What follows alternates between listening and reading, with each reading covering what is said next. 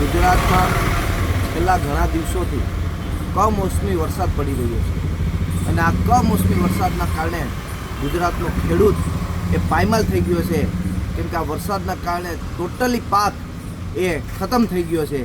અને આપણે સૌ જાણીએ છીએ કે જે ખેડૂત પોતાની ખેતી કરી અને સમગ્ર ઘરનો ગુજરાન ચલાવતો હોય છે, ત્યારે આ ખેડૂતનો પાક એ નાશ પામવાથી આજે જગતનો તાત ખેડૂત એ રોડ ઉપર આવી ગયો છે. બધી જ વસ્તુઓમાં ખેડૂત બાંધછોડ કરી શકે છે, પણ પોતાના દીકરા દીકરીઓને ભણાવવામાં ખેડૂત ક્યારેય બાંધછોડ કરતો નથી. નબળા કપડાં પહેરી લેશે, એક ટાઈમ જમશે નહીં તો પણ એ ખેડૂત ચલાવી લેશે, પણ જ્યારે પોતાના દીકરા દીકરીઓને ભણવાનો સવાલ હોય છે ત્યારે આ ખેડૂત તેમાં કોઈ બાંધછોડ કરતો નથી. પણ આ કમોસમી વરસાદના કારણે પાક નિષ્ફળ જવાના કારણે આજે ખેડૂત એ ખૂબ જ હેરાન પરેશાન થઈ રહ્યો છે.